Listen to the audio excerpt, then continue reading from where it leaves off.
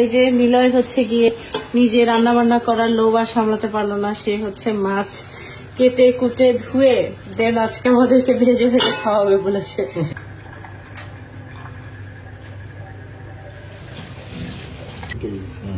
বাবা হচ্ছে তার ছেলেকে মাছ কাটা শিখায়। আমার কথা শুনো। বিসমিল্লাহ। হ্যাঁ ঠিক আছে। ডিম তো পেট হয়নি এখনো, পেটে তো ডিম। এই তো ডিম। হ্যাঁ এই কোথায় ওই যে একটা থেকে পিত্ত শুনে ডিম ডিম সবাই কাটি এখানে কাটো। হ্যাঁ তুমি যতটুকু যতটুকু পিস করতে চাও সাবধানে কাটো। এই তো গুড।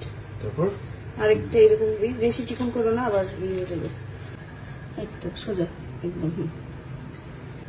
এটা চিকন করো কেন? কত মোটা হয়েছে দেখছো? মোটা করে করে, এটা ভাজলে চিকন হয়ে যায়। তাই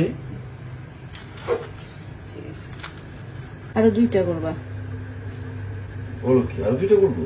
এটা রেখে দিবে বাবা। এই তো মানে কেটে রেখে দিতে হবে আর কি, পানিতে ভিজায়। এই যে ভর্তা বানাতে পারো?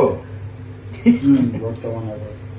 এটা বর্তমানে তো সহজ, বানাবো না না দরকার নেই, বাঁকা সমস্যা নেই, আরো 1 পিস করতে পারবো চাইলে। দেখছো একটু বাঁকা বাঁকা, এরকম সোজা হয় না। না না সমস্যা না, এটা ঠিক আছে। কয় পিস হইলো? 1 2 3 4 5 6 এর পিচ্ছি। আর আছে মাথা আর লেজ।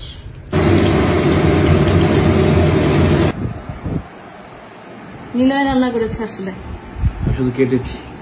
ওটাই রান্নার মেইন প্রসেস, না কাটলে রান্না হতো কি করে? কোনটা? যে কোনোটা, তুমি যে কোনো 2টা খাও। 2টা আমি একটা খাবো। 2টা নো, তোমার জন্য করেছে, তোমার 2টা খেতেই হবে মাস্ট। কালকে খাবো তো। কালকে আজকের ভাজা মাছ কালকে খেতে ভালো লাগবে না। তোমার প্লেট কই? এই যে আমার প্লেট। ভাত কই? আমার ভাত আসতেছে। এটা হয়তো দুধ হবে।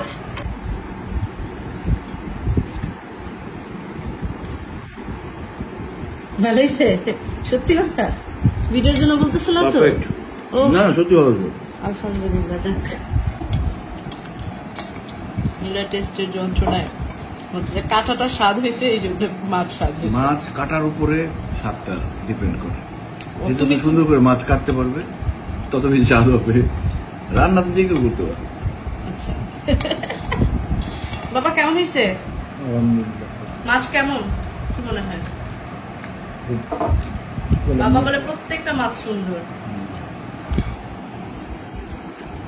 কি অবস্থা, মানে একটা ফোঁটা কিছু অবশিষ্ট রাখে নাই। রাত বাজে কয়টা? বাজে হচ্ছে রাত 3টা। মাওয়া টাইমে হচ্ছে কি আমরা ইলিশ মাছ খাচ্ছি, মাও ফিল নিয়ে।